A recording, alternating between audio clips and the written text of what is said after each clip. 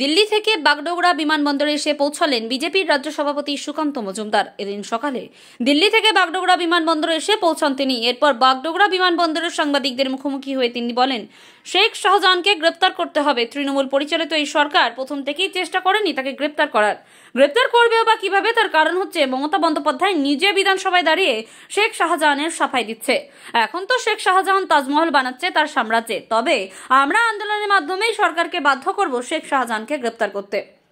রাজ্যে ভোটের আগে কেন্দ্রীয় বাহিনী আসছে, সেই প্রসঙ্গে তিনি বলেন, রাজ্য নির্বাচন ভোট করে না, ভোট করেন কেন্দ্রীয় নির্বাচন কমিশন, তার নিয়ম কানুন আছে। বাংলায় ভোট হলে হিংসা হয়। 1 মার্চ থেকে কেন্দ্রীয় বাহিনী থাকা দরকার, মানুষের জীবন যাতে না যায়, ভোট যেন শান্তিপূর্ণ হয়। এর পাশাপাশি তিনি আরো বলেন, কংগ্রেসের অবস্থা এখন জাতীয় লেভেলের ডুবন্ত মানুষ যেমন খড়কুটো করে বাঁচার চেষ্টা করে, সেই রকমই কংগ্রেস কখনো তৃণমূল কংগ্রেস, কখনো সিপিএম এর দুদিকে যাচ্ছে।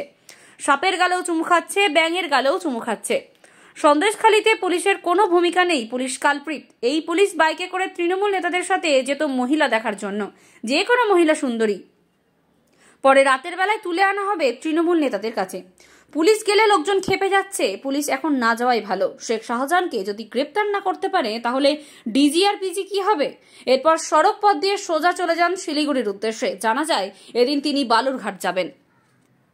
এখন অজুহাত দিচ্ছে পার্থভৌমিক, শেখ শাহজাহানকে গ্রেপ্তার করার কোনো চেষ্টা প্রথম থেকেই তৃণমূল কংগ্রেস পরিচালিত এই সরকার করেনি এবং করবেও বা কিভাবে। তার কারণ হচ্ছে মমতা বন্দ্যোপাধ্যায় নিজে বিধানসভায় দাঁড়িয়ে শেখ শাহজাহানের হয়ে তিনি সাফাই দিচ্ছেন।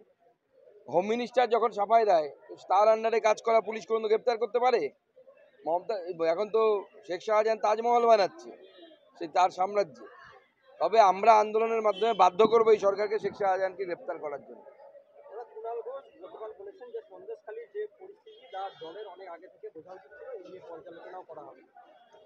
উনি কখন কি বলেন কোনো ঠিক ঠিকানা নেই, ওনার কথায় খুব একটা গুরুত্ব দেবেন না। চলুন,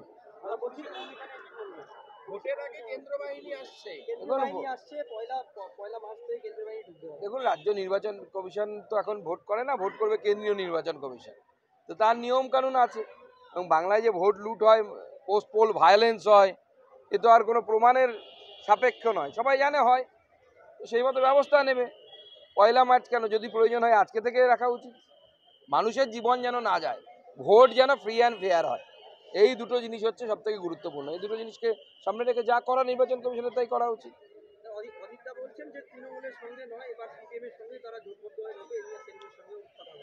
দেখুন, কংগ্রেসের অবস্থা হচ্ছে এখন এমন, বিশেষত ন্যাশনাল লেভেলে ডুবন্ত মানুষ যেমন খড়কুটো ধরে বাঁচার জন্য চেষ্টা করে, সেরকম কংগ্রেসও কখনো তৃণমূল কংগ্রেস, কখনো সিপিএম, এদের দুদিকেই যাচ্ছে। সাপের গালেও চুমু খাচ্ছে, ব্যাঙের গালেও চুমু খাচ্ছে। আলটিমেটলি চুমুটা কার গালে খাবে সেটা হচ্ছে বিষয়।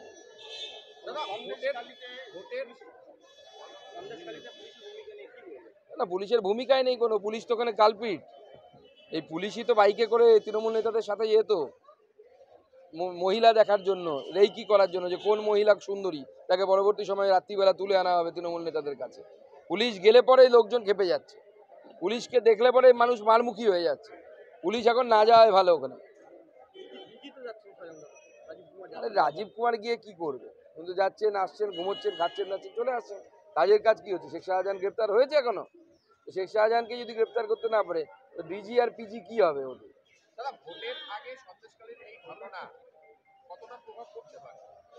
দেখুন, বাংলার মহিলাদের সাথে মমতা বন্দ্যোপাধ্যায় যে ছলনা করছে, সন্দেশখালীর ঘটনা সেটা একবার প্রমাণ করে দিয়েছে। স্বাভাবিকভাবে বাংলার মহিলাদের কাছে আমাদের আবেদন থাকবে যে আপনাদের ভবিষ্যৎ এবং আপনাদের বাড়ির মেয়েদের ভবিষ্যতের কথা চিন্তা করে ভোট দিন। সন্দেশখালী ছাড়াও এই রাজ্যে বিভিন্ন জায়গায় কিন্তু এই ধরনের মহিলাদের উপর অত্যাচার হয়। অনেক সন্দেশখালী জেলায় জেলায় তৈরি হয়েছে, ছোট ছোট পকেটে। শুধু সন্দেশখালীতে মহিলাদের উপর অত্যাচার বিভিন্ন জায়গায় হচ্ছে, রাজ্যের বিভিন্ন জায়গায় হচ্ছে। ল্যান্ড, এই যে জমি দখল করে নেওয়া, শিলিগুড়িতে কম আছে নাকি এরকম? তৃণমূল নেতারা লোকের জমি দখল করে নিচ্ছে। সব জায়গায় এরকম শেখ শাহজাহান মমতা বন্দ্যোপাধ্যায় বসিয়ে রেখেছেন, ইজারা দিয়ে দিয়েছেন যে তুই করে খা, করে খা।